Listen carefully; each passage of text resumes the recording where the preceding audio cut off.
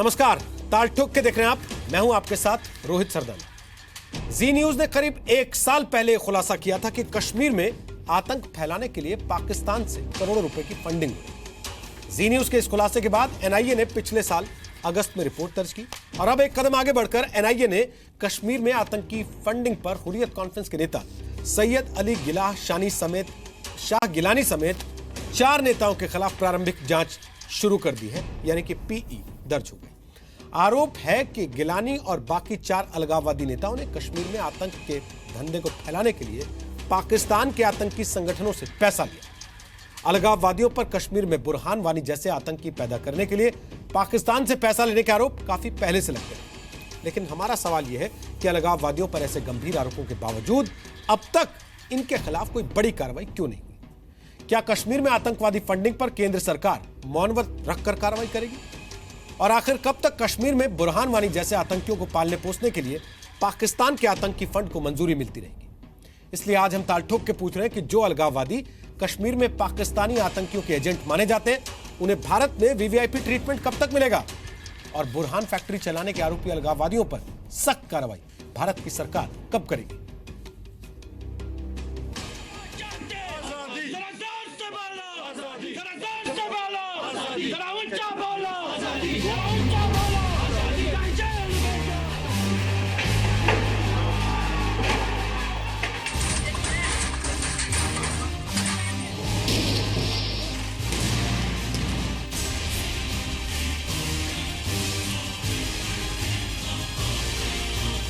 देखिए, एनआईए को क्या करना है मुझे उससे कोई ताल्लुक नहीं है।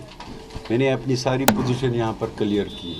जो प्रिलिमिनरी इंक्वायरी एनआईए के तरफ से जो किया जा रहा है, मैं समझता हूँ इससे पुख्ता सबूत मिलेंगे इनको खटखरे में खड़ा करने के लिए और इन सभी आतंकवादी और अलगाववादियों को उनको आईना दिखाने के लिए और इनके खिलाफ कार्रवाई करने के लिए। अभी किसी और छानबीन की आवश्यकता नहीं है। प्रमाण सारे सामने हैं। यदि कार्रवाई करनी है तो उन्हें फौरन गिरफ्तार करना चाहिए और उन पर चार्जशीट लगनी चाहिए। जन आक्रोश को ठंडा करने का काम नहीं है, ये देश को बचाने का काम है। इसमें बहुत सख्ती से निपटना चाहिए और ये जो आप की गई है इसको पहले ही किया जाना चाहिए।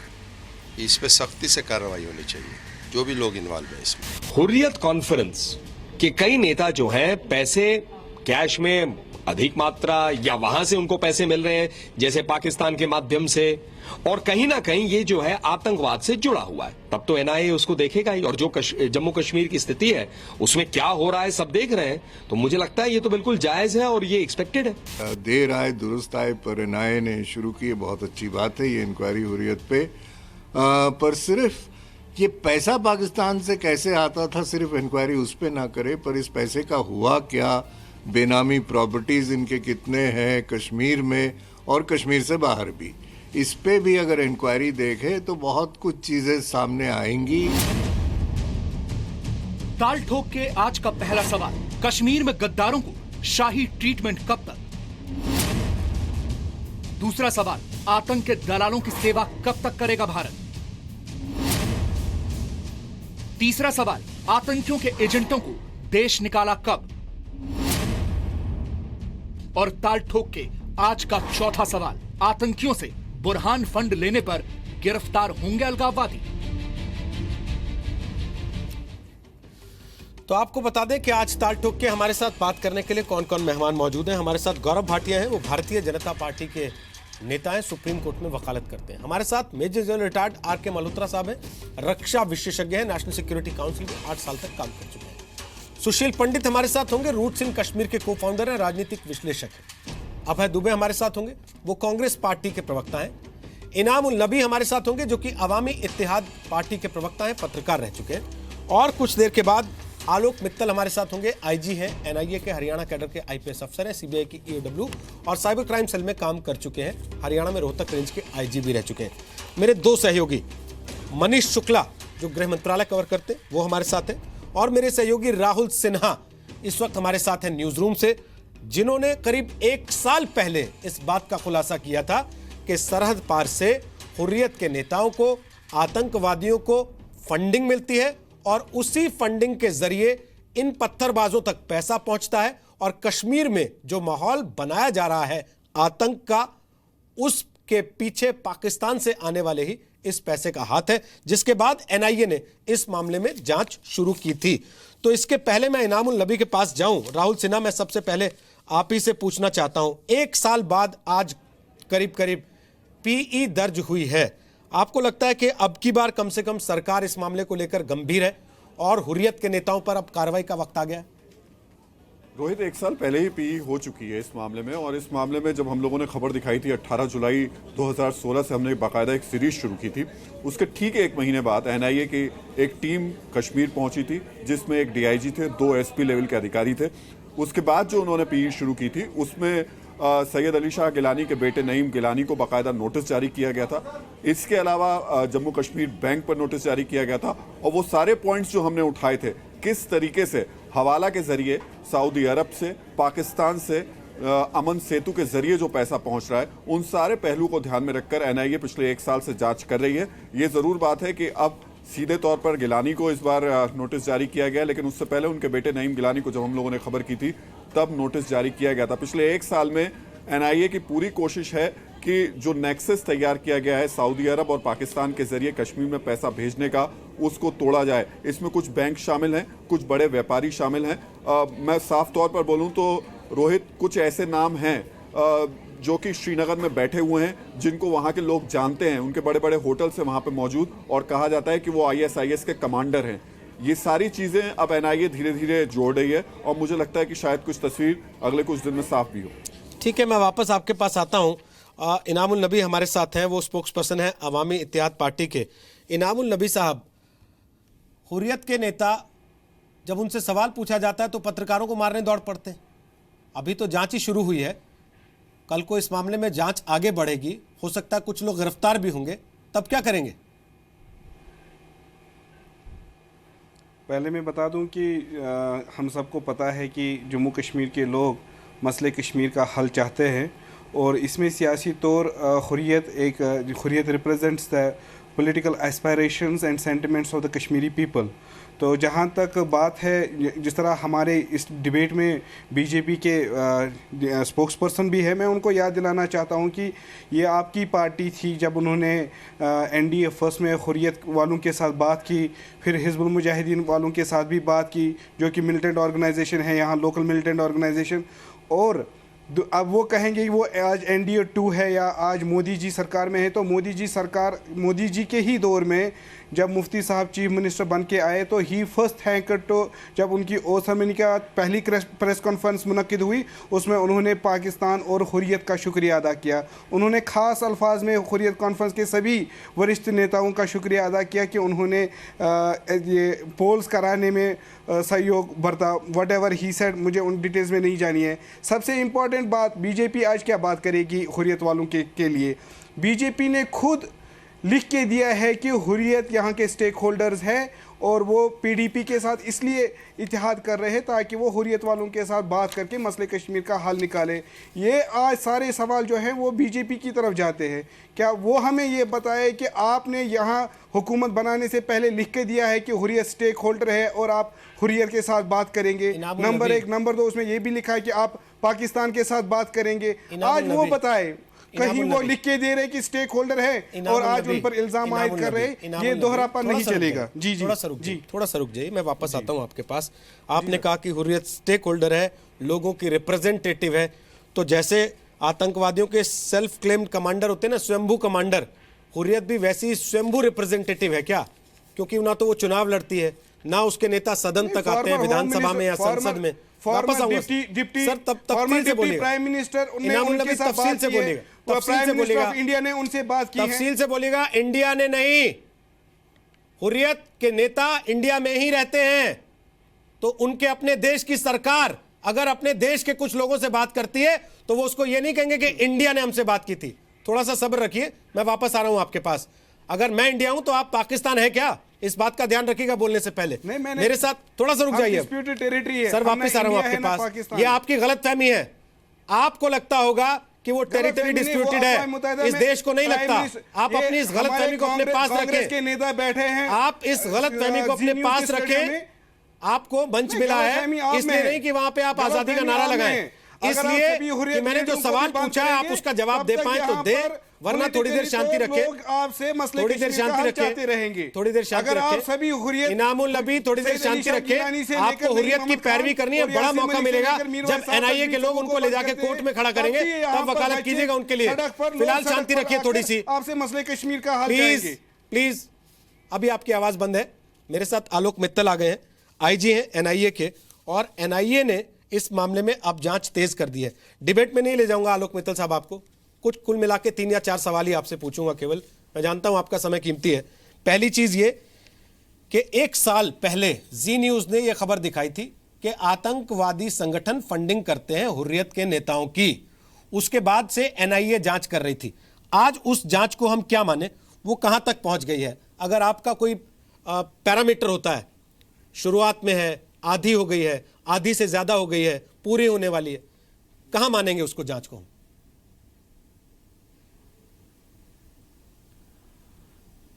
सबसे पहले तो मैं आपको बता दूं कि जो इंटेलिजेंस इनपुट्स के आधार पे जो सूचना मिली थी और दूसरे सूत्रों से जो ये सूचना मिली है, उसके बेसिस पर हम लोगों ने एक फ्रेश प्रिलिमिनरी इंक्वायरी कल दर्ज की है, और उस मामले की जांच के लिए हमारी सीनियर ऑफिसर्स की एक टीम आज श्रीनगर पहुंच गई है और उन्होंने अपनी जांच शुरू कर दी है।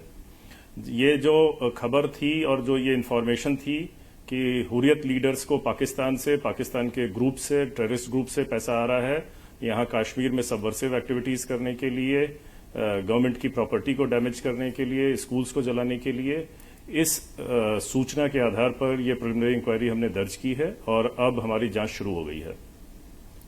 क्या इस जांच में यह संभावना है कि आगे सूत्र कुछ ऐसे जुड़ते हैं, सबूत मिलते हैं तो हुर्रियत के नेताओं को गिरफ्तार किया जा सकता है? अभी ये प्रिलिमिनरी इंक्वायरी है, इसमें जो फैक्ट्स हैं उनको वेरीफाई किया जाएगा।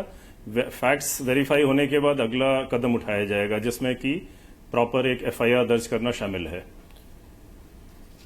हमारे पास एक लिस्ट है सर, जो लगातार सोशल मीडिया पे भी वायरल हो रही है। बहुत से लोग इसके बारे में बात कर रहे हैं और आज से नहीं पहले से करते आए हैं कि हुर्रियत के सारे बड़े नेता, उनके बच्चे, उनके परिवार के लोग, वो सब विदेशों में कहीं ना कहीं सेटल्ड हैं। तो इस देश में ऑलरेडी एक व्यवस्था एग्जिस्ट करती है, टैक्स पेयर की व्यवस्था है, इनकम टैक्स की व्यवस्था है। हमें पता होता है कोई आदमी जिसका परिवार अगर विदेश में सेटल हो रहा है, कोई आदमी जो सुख सुविधा की ऐशो आराम की जिंदगी जी रहा है, तो उसके पास फंडिंग कहां से आ रही है, उसकी कमाई का सोर्स क्या है। इनके साथ ऐसा क्या है कि इनकी कमाई को जांचने के लिए हमें एनआईए को लगाना पड़ता है?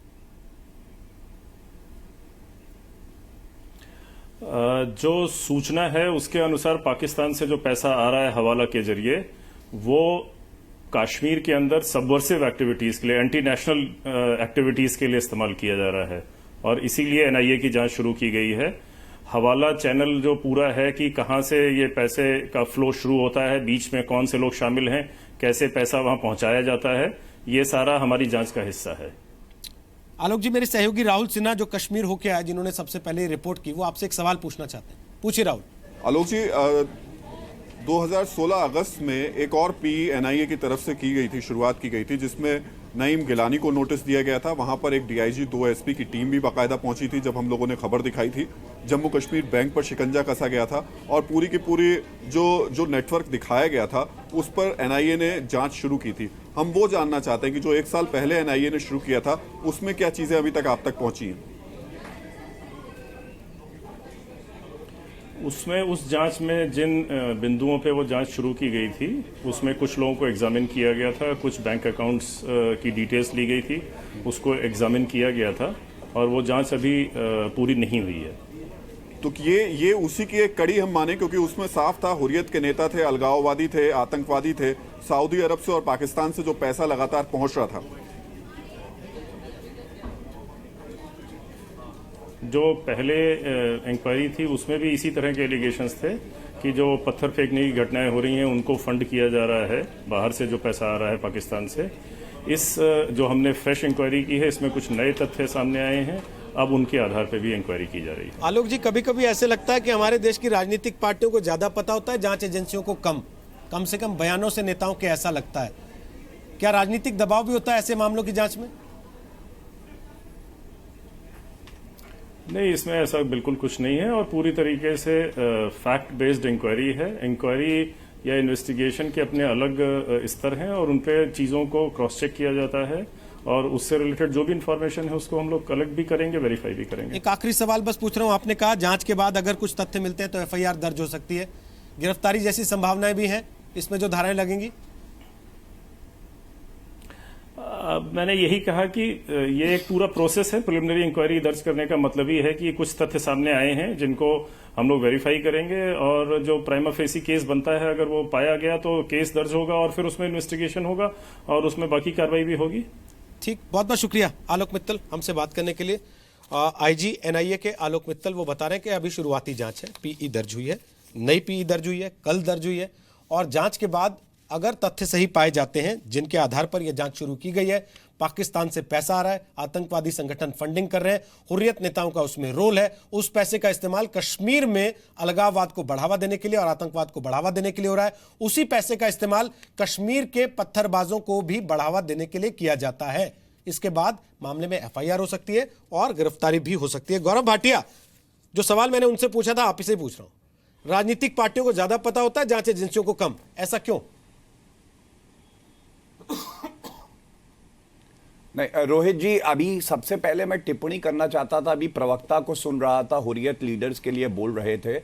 बहुत ही दुख की बात है कि इनके पास पासपोर्ट इंडियन है, इनके बच्चे और ग्रैंडसन जो है वो नौकरी कर रहे हैं इंडियन गवर्नमेंट जॉब्स में या प्राइवेट एयरलाइन में, और इसके अलावा जो है ये सिक्योरिटी इंडियन गवर्नमेंट से लेते हैं, लेकिन उसके बाद भी इन्हें शर्म आती है ये कहते हुए कि ये एक भारतीय हैं। मैं समझता हूं इससे ज्यादा शर्मसार करने वाली बात कोई नहीं हो सकती है।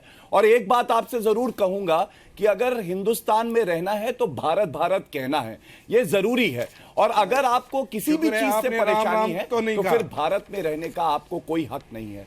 जहां तक आप रोहित जी आपने मुझसे प्रश्न किया, मैं ये कहूंगा नेशनल इन्वेस्टिगेटिंग एजेंसी जो है वो भारत की प्रीमियर इन्वेस्टिगेटिंग एजेंसी है और ये जो सारे तथ्य सामने आ रहे हैं ये बहुत ही संगीन है और प्रिलिमिनरी इंक्वायरी केवल एक शुरुआत है। इसके बाद जो है एफआईआर दर्ज होती है अगर तथ्य सामने आते हैं कि प्राइमा फेसी मटेरियल है, और नेशनल इन्वेस्टिगेटिंग एजेंसी पूरी तौर से अपना जो है प्रयास करेगी, सारा जो मटेरियल है उसको सामने लाएगी और जरूरत पड़ी तो केस भी रजिस्टर होगा, विवेचना होगी और जो और कदम उठाने हैं वो भी उठाएंगे।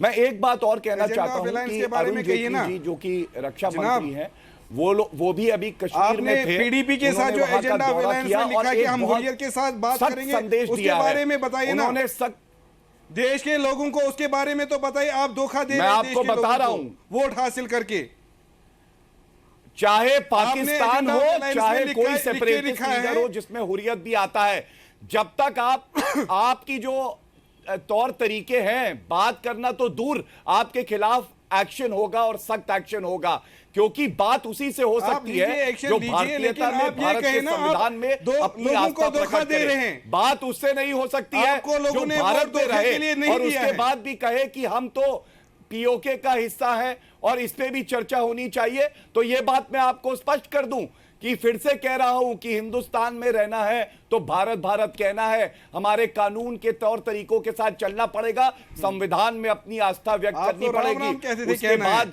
हम तय करेंगे कि विवेचना में कुछ आया है तो उस पर कार्रवाई करें या बात करें, ये हमारा क्षेत्र अधिकार है। गौरव भाटिया, आपका क्षेत्र अधिकार नहीं है। ठीक है गौरव भाटिया। गौरव जी बताइए ना, आपने एजेंडा ऑफ अलायंस में लिखा है कि आप हुर्रियत के साथ बात करेंगे, उधर कहीं कोई कंडीशन नहीं लिखा हुआ है। इनामुल नबी, उधर अनकंडीशनल डायलॉग लिखा है। हुर्रियत रिप्रेजेंटेटिव है जम्मू कश्मीर की। इनामुल नबी, अभी तो आप कह रहे थे कि हुर्रियत स्वयं कमांडर है, अब आप कह रहे हैं कि हुर्रियत के साथ बात करेंगे तो क्यों लिख दिया? आप खुद भी तो एक स्टैंड पे रहिए ना, एक तरफ तो रहिए कम से कम। मैं इससे पहले आपसे पूछ रहा हूं जल्दी से, सुशील पंडित, ऐसा क्या है कि हुर्रियत के नेताओं से पिछले 60 साल में हम ना तो जांच कर पाए उनकी, ना किसी को पकड़ के हम जेल में डालते हैं, कोशिश करते हैं तो डर डर के नजरबंद करते हैं और उसके बाद खुला छोड़ देते हैं उनको, और उनको वीआईपी स्टेटस देते हैं जानते हुए कि गद्दार है। नाटक चल रहा है। केंद्र में कोई भी सरकार आए, किसी भी दल की आए, किसी भी एजेंडा और किसी भी मैनिफेस्टो पर आए, सबको देख चुके हैं और सब ये नाटक करते हैं और एक कंपेटिटिव फंडिंग कर रहे हैं। अगर पाकिस्तान से 10 आएंगे तो हम 12 देंगे, अगर 100 आएंगे तो हमसे 125 ले लो। इस तरह की एक स्पर्धा में चले गए हैं, दंडवत हो गए हैं हुर्रियत को। अगर उनको जेल भी भेजते हैं तो नजरबंद करते हैं, लग्जरी में टिकाते हैं उनको। कहां से लाई उनकी ऐसी? आपने दिल्ली में मकान कहां से लाया? आपका नोएडा मकान कहां से आया वो भी बताए ना। आपको आपको शिवसेना वालों ने क्यों निकाला वो भी बताए ना। आप तो बीजेपी की एडवर्टाइजमेंट एजेंसी चला रहे थे, उसका क्या हुआ वो भी बताए ना। आप किसी स्कूल में पढ़े हैं या मदरसे से पढ़ के आए हैं? कहां तरबियत हुई है आपकी? मुझे बताए ना मकान दिल्ली वाला मकान कहां से आया? इस्लामाबाद वाला जो निजामुद्दीन में आपका मकान है वो कहां से आया वो बताए ना। मैं टैक्स देता हूं, मैं आपकी तरह लोगों को आपकी तरह टैक्स चोरी नहीं करता। हर साल इनकम टैक्स रिटर्न भरता हूं और पढ़ा लिखा हूं गलती से, इसलिए आपके लेवल पे आके आपसे शिवसेना वालों नहीं कर सकता। फिलहाल आप खामोश रहिए। शिवसेना वालों ने आप थोड़ी तमीज सीखिए। आप पर करप्शन चार्ज अपने टीचर्स और अपने पेरेंट्स को इस तरह जलील और रुस्वा मत कीजिए कि उन्होंने कैसा बंदा पैदा कर दिया है। आप बताए ना शिवसेना वालों ने आपको क्यों निकाला? सुशील जी आप क्यों शर्मा रहे? बताइए दर्शकों को, बताइए आज जी न्यूज के इस बड़ी चैनल पर आप रिवील कर दीजिए आपको शिवसेना वालों ने क्यों निकाला। मैं कभी शिवसेना में नहीं था दोस्त, लेकिन होता भी तो कोई गलती नहीं होती। मैं कम से कम हुर्रियत के साथ नहीं हूं। चैनल पर आप इतनी बड़ी चैनल पर आप झूठ बोल रहे हैं। मैं हुर्रियत के साथ मिलकर दगाबाजी नहीं कर रहा हूं। मैं जिस थाली में खाता हूं उसमें छेद नहीं करता हूं। एक सेकंड रुक जाइए, आप दोनों रुक जाइए, एक सेकंड, दोनों रुक जाइए एक सेकंड। और इनामुल नबी, आपको इनाम किसने कह दिया? एक सेकंड सर, मेरा आप इनाम नहीं है। आप कौन होते हो? मैं एक इंटरवेंशन करना चाहता हूं। आप किसी तरह का इनाम नहीं है। प्लीज देखिए, आप दोनों लोग पैकेज के 10,000 चाहिए, आप दोनों लोग किसी तरह का इनाम नहीं है। सुशील जी, इनामुल नबी प्लीज, इनामुल नबी, इनामुल नबी क्यों निकाला? इनामुल नबी, इनामुल नबी पैकेज के 10,000 इनामुल नबी, आपको उससे इनामुल नबी है, इनामुल नबी आपको जो पैसा देगा आप उन्हीं के। इनामुल नबी आपको भी तो जो पैसा दे रहा है आप उसकी पैरवी कर रहे हैं बैठ के, वरना आप कभी कहते हैं कि हिंदुस्तान से बात नहीं करेंगे। हिंदुस्तान में बैठ के हिंदुस्तान का खा के आप हिंदुस्तान को गाली देने की हिम्मत कर रहे हैं, इसका मतलब कोई आपको पैसा दे रहा है ना सर, उसके लिए आप उससे पैसा लेके हिंदुस्तान को गाली दे रहे हैं। और सर मेरा सवाल मल्होत्रा साहब ये है कि ये हिम्मत कहां से आती है? अगर राजनीतिक पार्टियों का प्रश्न नहीं होता लगा दिया जाएगा, ये हिम्मत आती, ये हिम्मत आती कि आप कहीं और का पैसा खा के हिंदुस्तान को गाली देते हिंदुस्तान में बैठ के और धमकी देते खून खराबा करने की? ये ऑर्गेनाइजेशन इतनी हिम्मत रोहित जी इनकी नहीं है कि ये वैल्यू की वजह से पनप रही है। ये एक शब्द भी अगेंस्ट ये उधर है और न्यूसेंस क्रिएट कर सकते हैं, इस वजह से इन पे तवज्जो दी जाती है। और डरते क्यों हैं और आज तक कार्रवाई क्यों नहीं हुई? बिकॉज जम्मू एंड कश्मीर में जो भी पॉलिटिशियन है वो इसी थाली के चट्टे बट्टे हैं। आज फारूक अब्दुल्ला कुछ बोल रहे हैं, कॉन्स्टिट्यूशन ऑफ इंडिया की कसम खा के वो आज बोल रहे हैं पाकिस्तान से बात करनी चाहिए। अगर आप उनके बेटे की ट्वीट्स को देखें तो शर्म आती है ये कहते हुए कि कभी चीफ मिनिस्टर थे। और इसी किस्म के न्यूसेंस वैल्यू की वजह से भारत सरकार इनको टॉलरेट करती आई है। नहीं तो अदरवाइज क्या हक है इनका? इनको सुनने का क्या हक है? ये कहते हैं रिप्रेजेंट करते हैं जम्मू एंड कश्मीर को, धेले का कोई नहीं पूछता इसको, इनको सब धेले का कोई नहीं पूछता। और आज ये क्या कर रहे हैं? कोशिश जम्मू एंड कश्मीर के मसले को इस्लाम का मसला बनाना चाहते हैं। आज वो कह रहे हैं आप राम राम क्यों नहीं कह रहे? अब इस किस्म की बात कौन सह सकता है? हम कश्मीर के बारे में बात कर रहे हैं, जम्मू कश्मीर के बारे में बात कर रहे हैं। और आज जो नई चीज हुई है, अब नई चीज क्या हुई है बताइए? उधमपुर में याकूब को बताइए, क्या बोल रहे हैं? बताइए। इनामुल नबी अगर आपको लगता है ऐसे चिल्लाने से, इनामुल नबी अगर आपको लगता है ऐसे चिल्लाने से आप अपना काम कर लेंगे तो आपकी गलतफहमी है। बटन दबाने के भर की देर है, आपकी आवाज बंद हो जाएगी, उसके बाद आप कार्टून दिखाई देंगे केवल टीवी पर। इसलिए जब आपके पास आ रहा हूं तब सवाल का जवाब दे तो बेहतर है। आपके पास जो तथ्य हैं तब रखे। आप बताते हैं कि आप पत्रकार थे, तो पत्रकार थे, कम से कम पत्रकार की इज्जत रख लीजिए, जैसा काम आपने सीखा है थोड़ा बहुत तो। और नहीं सीखा है तो ये लगाना बंद कीजिए कि मैं पत्रकार था, बोलिए कि मैं आतंकवादियों का पैरोकार हूं। प्लीज कम से कम आतंकवादी की तरह बर्ताव मत कीजिए। एजेंट हूं, आवाज बंद कर रहा हूं सर मैं आपकी। मैं अमन का एजेंट हूं। आपकी आवाज बंद कर रहा हूं सर। आपका अमन दिख रहा है पिछले आधे घंटे से, जितना अमन आप ला रहे हैं टेलीविजन पे, उसी से पता लगता है कितना अमन आप लाना चाहते हैं। प्लीज अब आपकी आवाज बंद है। आपके पास जब आऊंगा तब सवाल का जवाब दीजिएगा। उसके बाद आप बीच में कोई इंटरवेंशन करना चाहते हैं, हाथ उठाइए। हाथ उठाने के बाद मैं आपके पास आऊंगा तब बोलिएगा। अबे दुबे, राजनीतिक पार्टियों ने छूट नहीं दी होती तो आज ये स्थिति नहीं होती। आप लोगों ने खुली छूट दी, उसी का ये लोग आज फायदा उठाते हैं। गठबंधन कर लिया आप लोगों ने राजनीतिक इनसे पर्दे के पीछे। देखिए, इतिहास प्रतिशोध लेने के लिए नहीं है। आज की जो परिस्थितियां हैं वो बहुत गंभीर है और बिल्कुल ठीक कहा कि 1 साल से आपके चैनल ने भी इस इशू को टेकअप किया और मैंने जितने एपिसोड देखे आपने इस बात को बहुत मुखरता से उठाया। ये हुर्रियत कॉन्फ्रेंस के सज्जन जरा बताएंगे, ये कहते हैं कि इनको मुफ्ती मोहम्मद सईद ने इस बात की बधाई दी कि वहाँ पीसफुल इलेक्शन हुए, इसलिए हुर्रियत को बधाई देता हूँ। उसी इलेक्शन का पूरे जम्मू कश्मीर की आवाम से बायकॉट करने का हुर्रियत ने अनाउंस किया था, उसके बावजूद 65% वोट मिले हैं। सुशील पंडित ने के पास पैसा कहां से आया, इसका सर्टिफिकेट हुर्रियत से नहीं चाहिए। हाँ, इस बात का दावा जरूर कर सकते हैं कि राष्ट्र विरोधी गतिविधि से एक पैसा भी सुशील पंडित ने नहीं अर्जित किया होगा।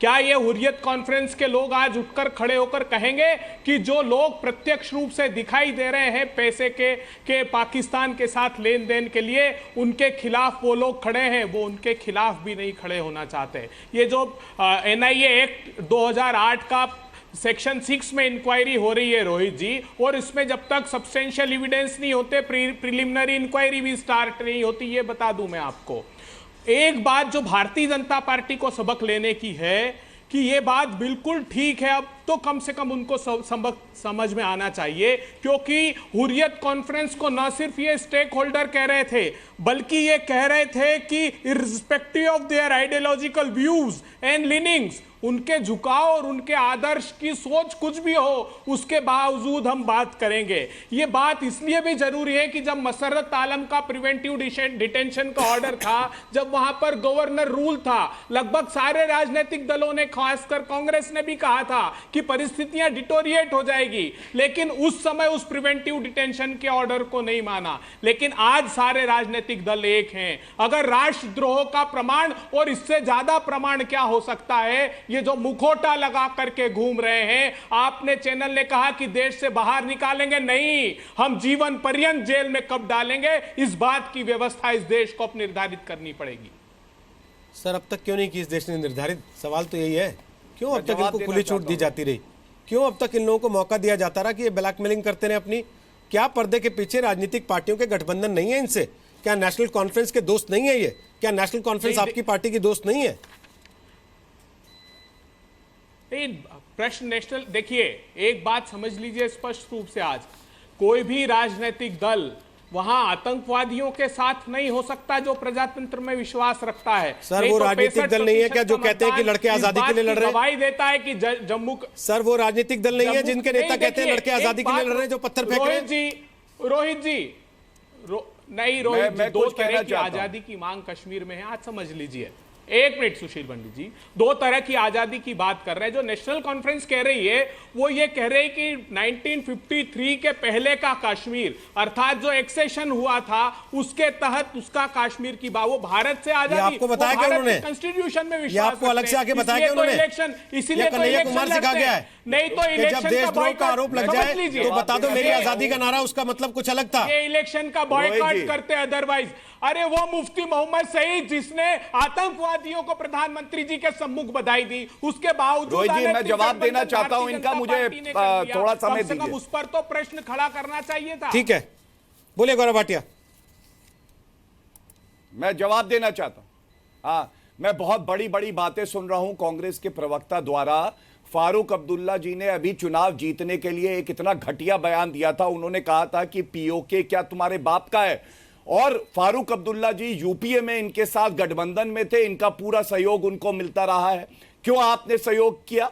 इसका इनके पास कोई उत्तर नहीं होगा। और फारूक अब्दुल्ला जी को मैं जरूर कहना चाहूंगा, हाँ, पीओके जो है कश्मीर हमारा ही है, भारत का अभिन्न अंग है और उसको कोई हमसे ले नहीं सकता। दूसरी बात, इनाम मेरी बात सुन लीजिए, मैंने आपको बीच में नहीं टोका, ये आदत सही नहीं है, ये चर्चा का तरीका सही नहीं है। आपकी जब बारी आएगी आप अपनी बात रखिएगा, अभी मेरी बारी सुनिए, मेरी बात सुनिए। मैं नबी जी को इतना ही कहना चाहता हूं कि आपके पास कौन सा जनमत है।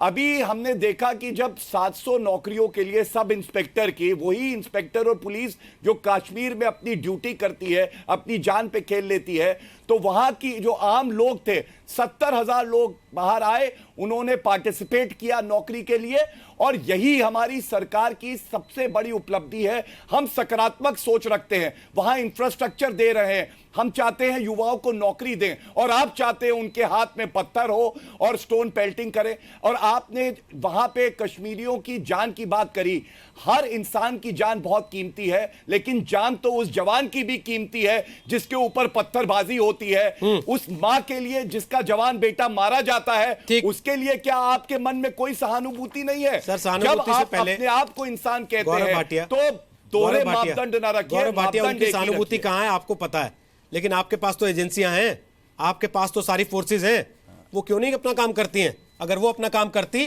तो आपकी सरकार के 3 साल होने को आए हैं, हुर्रियत के नेता खुले घूम रहे होते। जवाब देता हूं। पिछले 3 साल में हुर्रियत के नेताओं को जो फंडिंग मिली है उसी का हिसाब कम से कम आपके पास होता।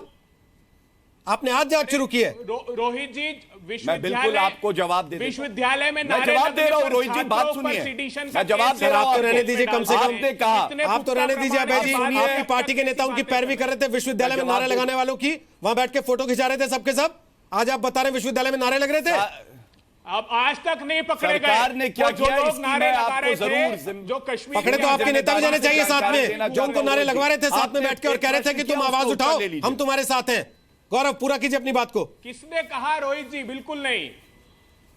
बिल्कुल रोहित जी, जो आपने बात पूछी वो बहुत लाजमी सवाल है। मैं ये बताना चाहूंगा कि जब सर्जिकल स्ट्राइक्स हुई और पाकिस्तान के जो वहां के सोल्जर्स हैं उनको मारा गया, ये अपने आप में बहुत बड़ी उपलब्धि थी। ये इसलिए संभव हुआ क्योंकि नरेंद्र मोदी जी में एक सशक्त नेता है जो भारत को लीड कर रहा है। उसके अलावा आपने अभी देखा है कि स्टोन पेल्टिंग के जो पहले सीआरपीएफ जवान जो इंजर हुए थे वो 2010 में 1755 हैं, ये मेरे पास आंकड़े हैं, और 2014 में ये घटनाएं 231 पे आ गई, 2015 में ये 172 पे आ गई। अगर वहां के लोकल लीडर्स राजनीति बंद करें तो मैं वायलेशन कितने हैं उसको भी कैलकुलेट कर लीजिएगा, और आपके जवान जो मारे जा रहे हैं उसको भी कैलकुलेट कर लीजिएगा, उसके बाद कहिएगा। आपने ठीक है पार्टी में जगह पाली है सीट सिक्योर करने के लिए, इतना भी मत करिए सर, थोड़ा सा रहम कर लीजिए। बाकी सारे आंकड़े भी देखिए ना जी, ये तो व्यक्तिगत चर्चा सर, बाकी आंकड़े भी देखिए ना साथ में प्लीज। आपके जितने भी सवाल हैं उसका उत्तर देना मेरा दायित्व है सर। बाकी आंकड़े भी साथ में देखिए, केवल ये मत बताइए कि पत्थरबाजी में इतना हो गया। सर, गोलीबारी में कितना हो रहा है उसको भी देख लीजिए। और मेरी ये जिम्मेदारी है कि मैं सरकार का पक्ष और पार्टी का पक्ष मजबूती से रखूं। ठीक है सर, अगर आपको इससे लाभ है कि आप मुझ पर व्यक्तिगत प्रहार करें। सर, मैं कोई व्यक्तिगत प्रहार नहीं कर रहा हूं आपके ऊपर, मैं कोई व्यक्तिगत प्रहार नहीं कर रहा हूं आपके ऊपर। इनामुल नबी, बोलिए अपनी बात। अब नहीं, आपने एक कमेंट किया, इनामुल नबी आप बोलिए अपनी बात, और कश्मीरी बन के बोलिएगा, पाकिस्तानी बन के नहीं। मैं बिल्कुल कश्मीरी बनकर ही आपसे बात कर रहा हूँ। हम भी फील पेन करते हैं जब किसी पर पत्थर लगता है, किसी को गोली लगती है, किसी पर पैलेट लगता है, क्या किसी पर बुलेट लगता है। हमसे ज़्यादा कौन पेन फील कर सकता है? जैसे कि हमने 80,000 नौजवानों के जनाजों को कंधा दिया है। सो हम पेन को डिवाइड नहीं करते हैं। मैं इसलिए आपसे कहता हूँ, हम चाहते हैं कि अमन लौटे, अमन आए, लेकिन उसके लिए लाजमी है कि हम जो ये मसला है, मसले कश्मीर जो है, उसको लोगों के मंशा के मुताबिक हल करें, अक़वाम मुत्तहिदा के करारदादों के मुताबिक हल करें। निंदा करेंगे आज आप? इनाम जी बताइए, क्या आप निंदा करेंगे उसकी? नहीं रोहित जी, मुझे बताइए, उनको गन उठाने पर मजबूर कौन कर रहा है? परसों ही मैं आपकी वसादत से, आपकी चैनल की वसादत से एक बात अहम बताना चाहता हूँ। ये जो जुबैर आप जैसे लोग कर रहे हैं, ये बताइए ना, इनामुल नबी जो लोग ये चिट्ठियां लिख के, बात नहीं, मैं इनामुल नबी जो लोग ये चिट्ठियां लिख रहे हैं, डिबेट का कोई आईएसआईएस का झंडा लेके उतर रहे हैं, इनामुल नबी जो लोग आईएसआईएस का झंडा लेके उतर रहे हैं, जो लोग ये कह रहे हैं कि कश्मीर में इस्लाम का राज लाना चाहते हैं, उनको कौन मजबूर कर रहा है गन उठाने के लिए? वो मजबूरी में गन उठा रहे हैं क्या? रोहित जी मैं बहस में से कोई मकसद निकलना चाहिए, इस डिबेट में से कोई मकसद निकलना चाहिए। मेरी इतनी सी गुजारिश है, मैं आपको बताता चलूं कि जुबैर अहमद तुरे शुपियन का एक लड़का स्टोन पेल्टिंग केस में बंद था, साथ में पीएसए के डर से वो जेल से भागकर मिलिटेंट बना। मुझे बताइए ऐसे बच्चों को कौन गन उठाने पर मजबूर कर रहा है? नहीं सर, कौन बच्चों को मजबूर कर रहा है कि वो सर मेरे को ये बताइए ना, बच्चों को इनामुल नबी मुझे ये बताइए ना, आपके बच्चों को कौन ये कह रहा है गन उठाओ? वो आईएसआईएस का झंडा लेके किसके कहने पे उतर रहे हैं, बताओ ना मुझे। वो स्टेट टेररिज्म उनको फोर्स करे। इट इज अच्छा, स्टेट उनको ये कह रही है कि आईएसआईएस का झंडा ले आओ, स्टेट उनको ये कह रही है। स्कूल जला रहे हैं तो स्टेट जला रही है क्या? आप बच्चों के हाथों में किताब क्यों नहीं देते? स्कूल किसी ने नहीं जला रहा है, स्कूल जिसने जला उसको सजा मिलनी चाहिए। बच्चों के हाथों में, हम आपके साथ हैं। 216 स्कूल जला दिए, ये बच्चों को आप क्या सिखा रहे हैं? गौरव जी, आप कहते हैं जम्मू कश्मीर आपका हिस्सा है, उन बच्चों के भी बारे में बात करनी थी तो आप लोगों ने पहले 500 के करीब आपने बच्चों को अंधा किया, आप अपने 150 के करीब आपने नहर के लोगों को यहाँ शहीद किया। आप शहादत की बात कर रहे हैं, एक मिनट आपके खुद के बच्चे तो उधर है नहीं। आप ये बताइए। नहीं सर, आपके बच्चे बताइए मुझे। एक मिनट गौरव भाटिया, एक मिनट गौरव भाटिया, एक मिनट गौरव भाटिया, एक सेकंड श्रीनगर में, एक सेकंड गौरव भाटिया, एक सेकंड गौरव भाटिया, 15 साल, एक सेकंड गौरव भाटिया, इनामुल नबी, एक मिनट रुक जाइए, एक मिनट रुक जाइए, इनामुल नबी और गौरव भाटिया, हम यहाँ आप दोनों को रोक के एक चीज बता रहा हूँ, दोनों को रोक के एक चीज बता रहा हूँ। इनामुल नबी, अब जरा ध्यान से सुनिएगा जो पढ़ के सुना रहा हूँ आपको तब पता लगेगा। हालांकि आप बात जानते हैं, उसके बाद भी आप पैरवी कर रहे हैं इनकी। सैयद अली शाह गिलानी, बड़ा बेटा नईम गिलानी पाकिस्तान में डॉक्टर है, दूसरा बेटा जहूर गिलानी भारत में एयरलाइंस में क्रू मेंबर है, बेटी जेद्दा में टीचर है, दामाद जेद्दा में इंजीनियर है। आप कह देंगे गलत है, कोई बात नहीं, कहते रहिए, ये इस देश की एजेंसियों के थ्रू वेरीफाई होकर आई है जानकारी।